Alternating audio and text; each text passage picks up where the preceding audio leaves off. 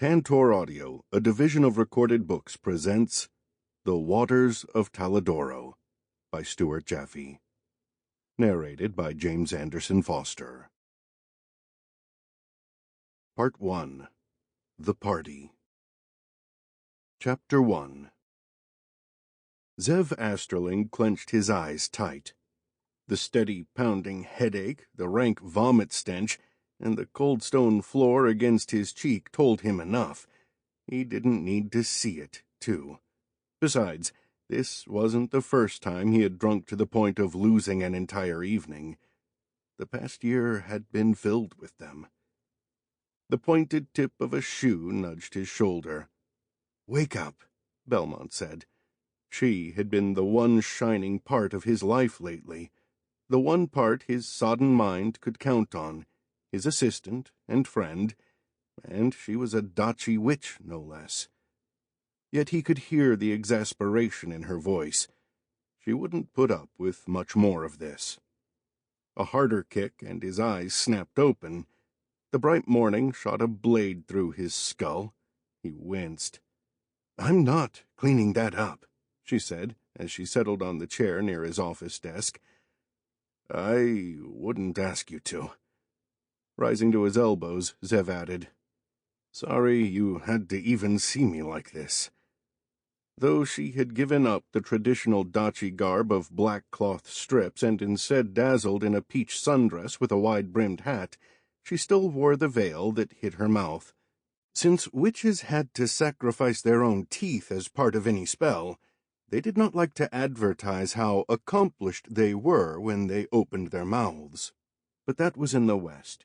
Here in the frontier, Zev suspected Belmont simply wanted to avoid the horrified looks from their neighbors.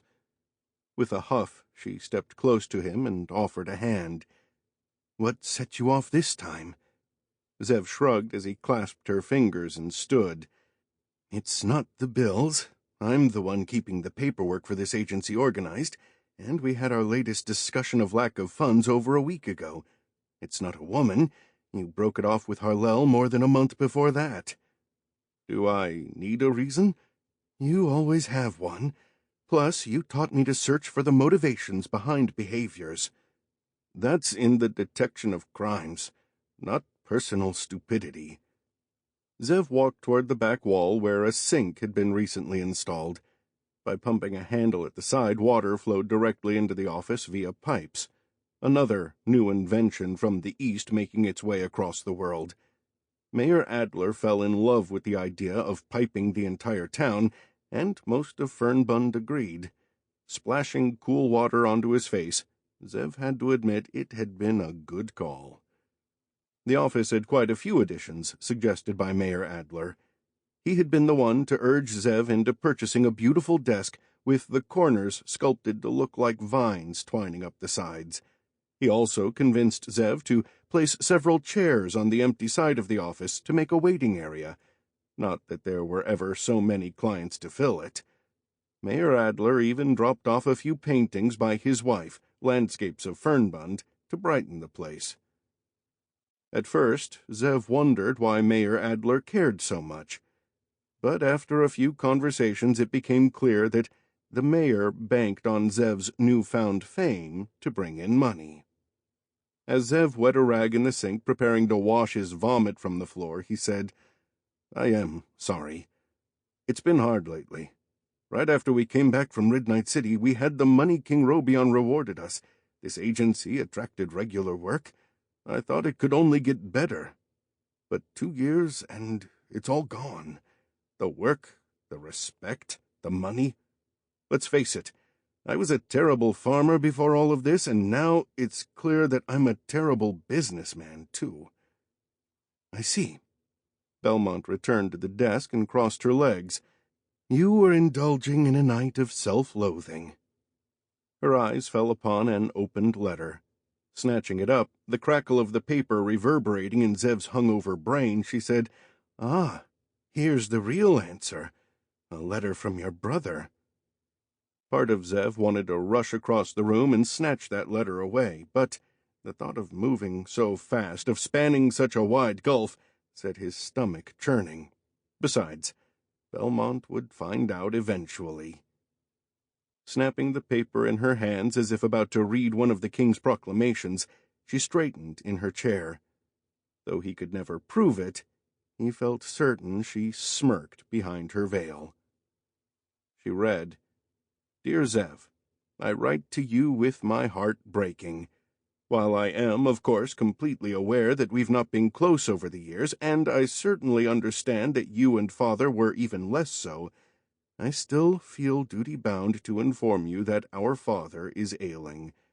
What troubles his body is not clear. His symptoms mimic many common diseases: high fever, aching bones, congestion, these sorts of maladies. At first we both thought he simply had come down with a regular minor issue and would soon be well. However, his condition has only worsened. I have taken the liberty of placing him at the hospital in Palin Mechanical Institute. He is under the care of Dr. Everett. There is none finer in the world, and the school has many promising inventions in the medical field. You can trust that I would only give our father the best care. In light of the situation, I write you, I implore you to set aside your animosity for me and him.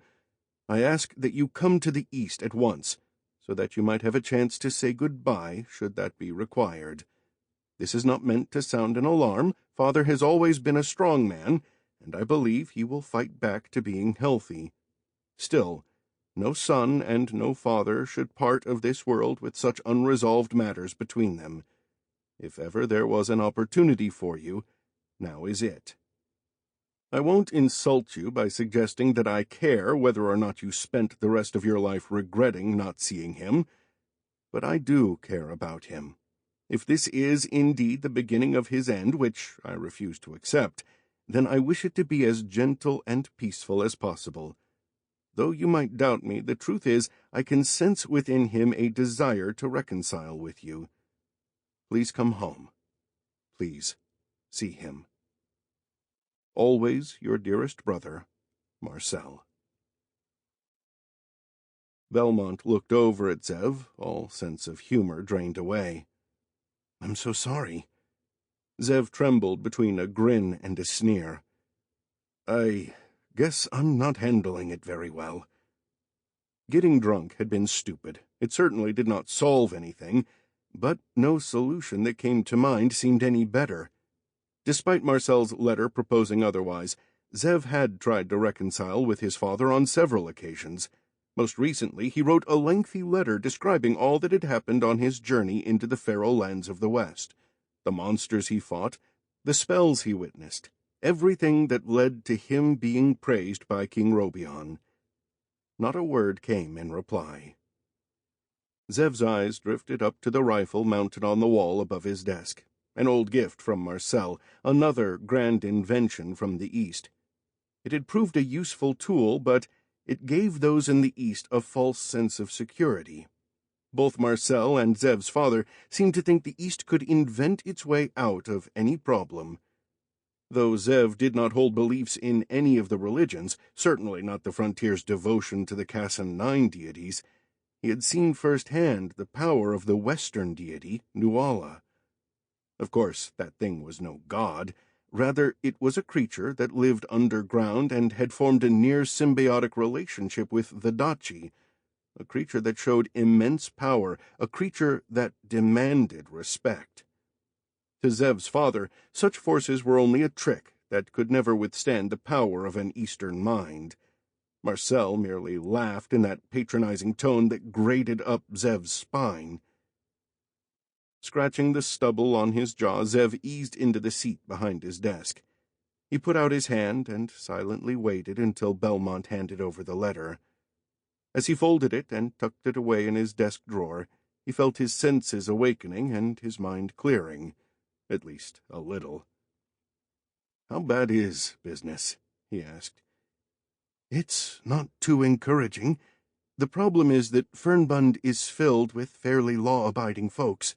They mostly don't kill each other or steal from each other or do anything that would require the services of somebody like us. And when we do on occasion have a job, you won't charge enough to cover our costs for the lean times. How can I charge a high fee when I'm supposed to be this hero who helped save the frontier from the West. Heroes don't gouge their customers." "Heroes don't have customers. They're not in business. You are." Zev glared at Belmont. They had argued these points before, and it appeared neither one would give any ground. They would have spent the rest of the morning glowering at each other until one would finally suggest having lunch, at which point they would let the matter get buried and move on. However, the soft whine of an autocart, a horseless vehicle that continued to grow in popularity, announced the arrival of somebody. Somebody with money. Belmont jolted to her feet and peeked out the window. "Well, hero, I hope you're ready to finally ask for some financial compensation, because we have a big job coming our way." "Just tell me who it is." Belmont glanced back, her eyes crinkling with joy. "There are royal markings on the autocart. The king is sending for you." Zev had not heard from King Robion in 2 years, and he had hoped the trend would continue. A messenger from the king could only mean trouble. Despite his reservations, though, Zev could not hold back a smile at Belmont's enthusiasm. She had become a fan of royalty over the last year, a fan, really, of anybody wealthy and notable. The king and his court, of course, but also the giant leaders looming over their vast industrial empires in the east. As for the feral lands, she preferred to keep her distance. Though born there, her experiences with the Daci had left her empty and hurt. She was one of the stolen, a group of Daci taken as children and raised in the East. Foolish idea of Easterners who thought they knew better than a child's own parents. It felt good to see Belmont giddy. She opened the door, her eyes glimmering. A young woman with a serious expression entered the office, approached Zev's desk, and snapped to attention.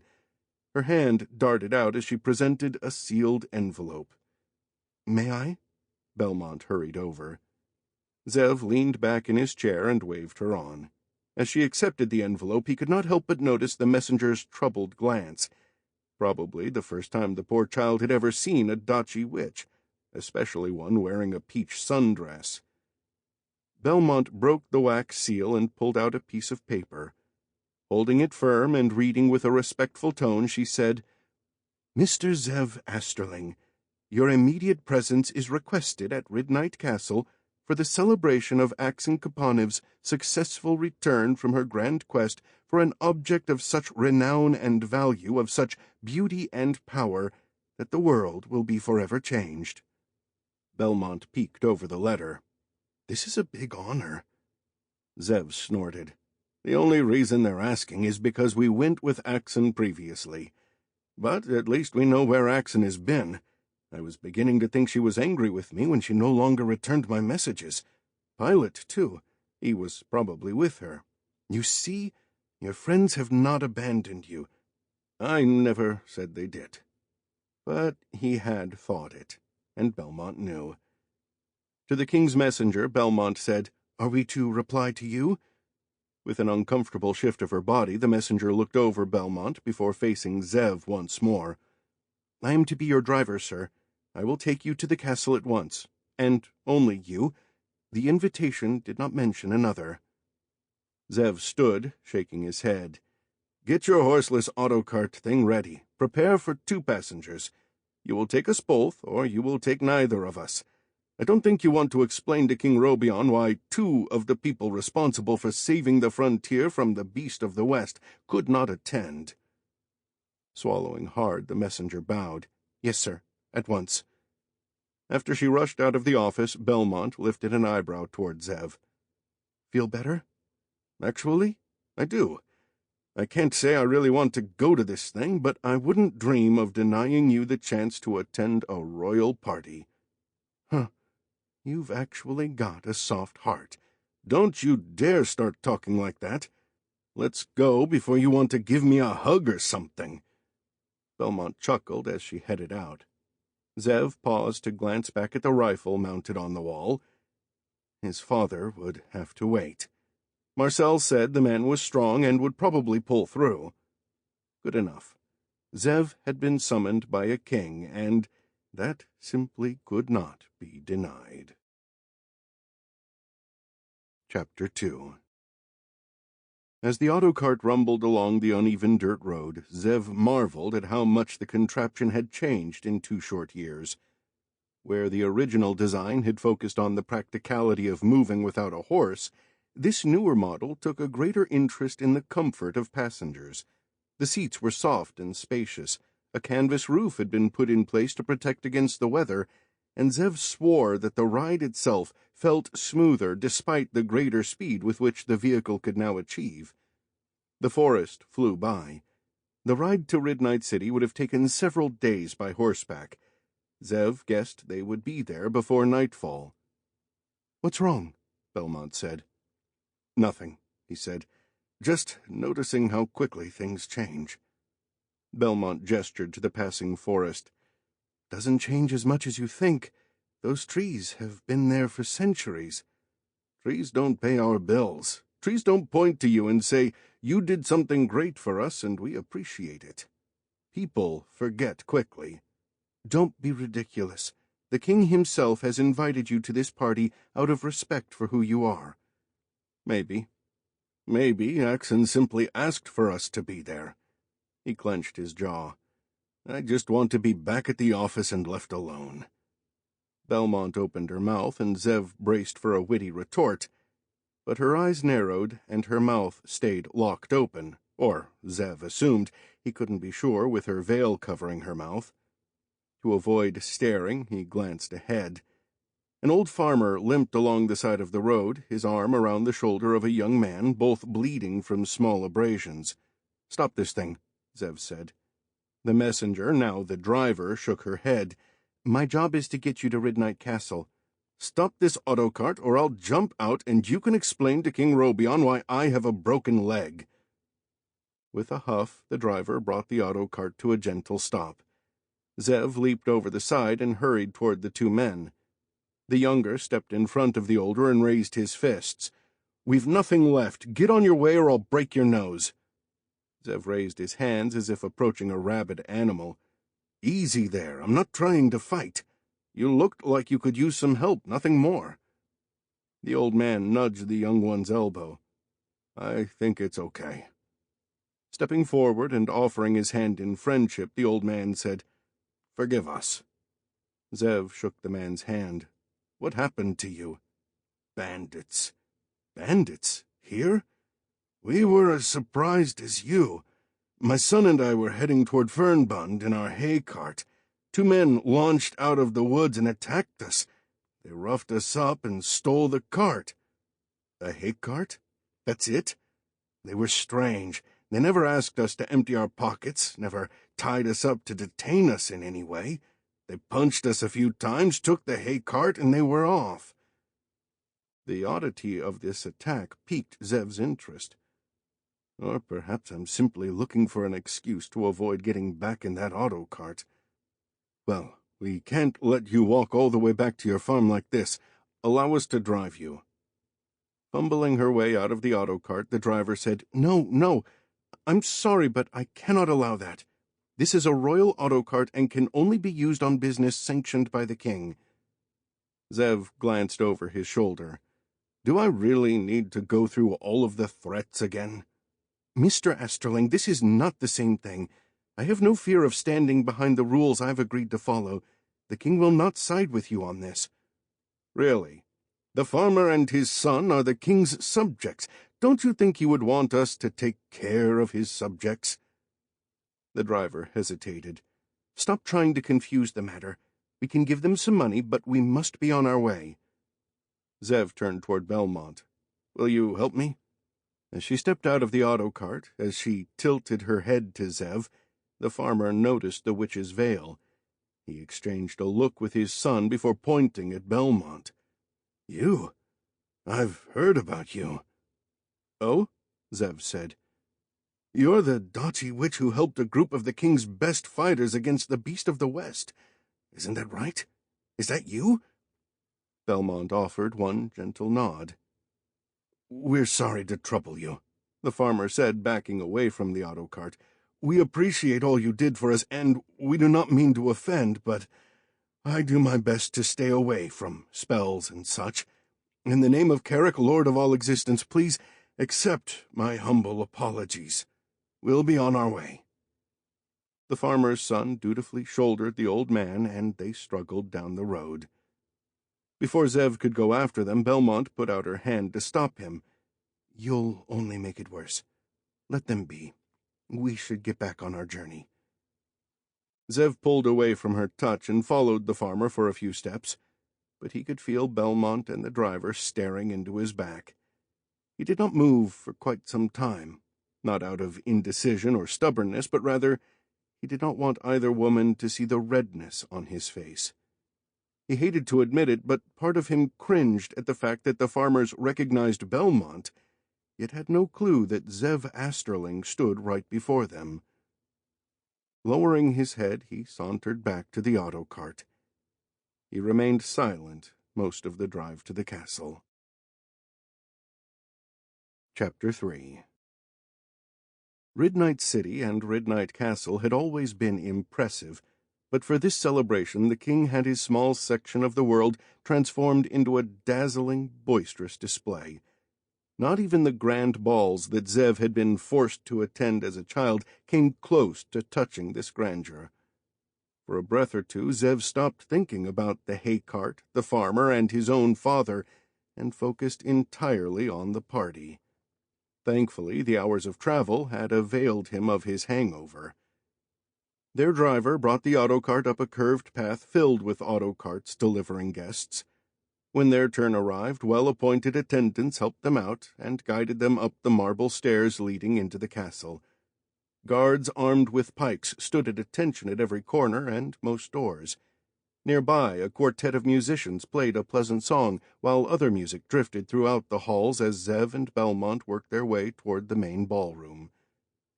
Leaning closer to Belmont, Zev said, "You know, the previous times we were here, I didn't realize we hadn't gone through the main entrance. I had no idea any of this was part of the castle. Didn't even know it existed. It is rather breathtaking. It's a bit over the top, don't you think?" Cocking her head toward a gathering off to the right, she said, "Those are Easterners, right?" There was no mistaking the slim-fitting, well-tailored styles of the East, particularly the latest men's fashion, pieces of cut cloth tied around the neck and hung down the front. It served no purpose that Zev could discern, but the men appeared to be fascinated by each other's choices in color and design. Gesturing toward the left, Belmont said, "Now look over there." 3 women stood firm and straight. Each wore black strips of cloth and dark veils that denoted them as Dachi witches, Westerners. "What are they doing here?" Zev said. "After everything we've been through fighting the beast, I would have thought no Dachi would dare show her face in the frontier. Present company excepted, of course." Belmont chuckled. "You really don't pay attention to what's going on." "About what?" "Following royalty isn't all about glamour and opulence. It's also about politics. This quest that Axon went on, she did not go alone. The big news was that her team from the frontier only achieved success with the help of teams from both the East and the West. That's why they are here. This celebration honors all 3 groups and unveils whatever treasure they've brought back." Zev pulled Belmont out of the main traffic path. "Are you saying this is a big political party? Some kind of peace talks?" "All parties, all marriages, all celebrations and mournings. When it comes to royalty, every one of those events is a political event. I thought you knew all this." "I knew it in the broad sense, of course, but it never affected my daily life, so I didn't pay that much attention." "Perhaps you better pay attention now." Returning to the embroidered carpet leading to the main ballroom, Belmont put out her arm and waited. Though he had more questions, Zev decided that following her lead might prove the wisest choice. He linked their arms and escorted her onward. Before they could enter the party, however, they were stopped by another guard. This one had a serious expression that brooked no argument. "Any projectile weapons must be stored outside the ballroom," he said. Zev glanced around the entrance to see several members of the East removing their rifles and pistols. Oddly, the witches were walking in unmolested. "Shouldn't you be taking away the casting bags of those women?" "Not my orders. Do you have any weapons, or am I going to have to search you?" "I've got nothing but curiosity." That answer did not satisfy the guard. He patted Zev's legs and waist, checked his coat, and finished with a snarling toss of the head. "Enjoy the party." Belmont snickered as they walked through the main doors. The overwhelming opulence of the event slammed into Zev like a massive storm emerging out of nowhere. The walls and ceiling glittered with light that shifted colors when seen at different angles. As he tried to determine if the effect came from a spell or unique glass, Belmont nudged his side, pointing to the 12-piece band on a circular stage in the middle of the room. Though they played traditional instruments like stringed ortars and the double-horned vopet, they managed to produce a full and lively sound. The stage spun slowly as the band performed one song after another, some popular in the frontier, some from the east, and even one dachi tune. The rich aroma of slow-cooked meats filled the air, combating the sickly sweet desserts that had been piled on tables running the perimeter. Most impressive of all, the 9 deities of the Cassanites stood watch over the evening via statues that reached floor to ceiling. The 6 deities of the cycle of life bracketed 2 sides, 3 statues to a wall. Teak, Ovlar, and Biek, birth, childhood, and adolescence respectively, watched from one side, while Saziek, Orlar, and Wick, adulthood, the gray years, and death, watched from the other. Standing guard on either side of the entranceway, everyone could see Tortu, god of woman, and Pralma, goddess of man. But the most magnificent statue stood alone at the far end, Carrick, lord of all existence. Zev did not subscribe to any religion, but he had to admit the display inspired both awe and confidence. "Look there," Belmont said, pointing to a grouping of Easterners. "That's Lavin Metter." "That name sounds familiar." "I should think so.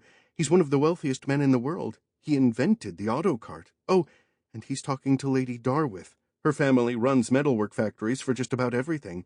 The two of them together would make quite a match." Zev tittered. "This is a paradise for you, isn't it?" "It's certainly entertaining, but it's no paradise. Look around. It doesn't take a careful eye to see how tense things are." Obliging, Zev checked over the entire ballroom, and he was not surprised to find that Belmont was right. The Easterners stood stiff and tall, the women with their hair piled high and in curls, the men with their colorful neckwear, yet their faces showed no joy. Zev noticed an odd-shaped table deep within the eastern circles. Shifting his feet, he managed a better angle. Not a table. A coffin. Why would they bring that to a party? "I don't know," Belmont said. "They're your people." Zev noticed her eyes had drifted toward the other side of the room, the western side. The dachi witches made no effort to feign a party-like atmosphere. They stood like a wall of black-clad statues. The smell of blood and bile drifted through the air.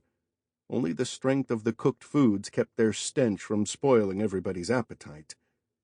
Like the Easterners, these witches had brought an unusual object with them.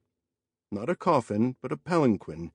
The dachi kept their distance from this litter, except for 2 who stood directly in front, their arms locked behind and their heads bowed.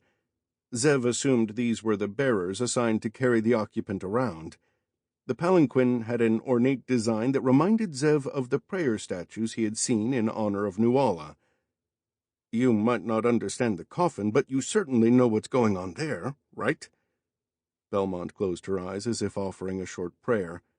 Then she looked directly at Zev. "The witches in front of that litter are not dachi witches. They were once, but they broke away. The dachi call them the Lost. I don't know what the Lost call themselves. They roam like a nomadic cult, wandering the land in search of some unknowable answers toward life, or something like that. I'm not one of them, and I want nothing to do with them." "I'm guessing that their leader rides inside that?" Stories I've read suggest that there is a piece of Nuala. Sample complete. Ready to continue?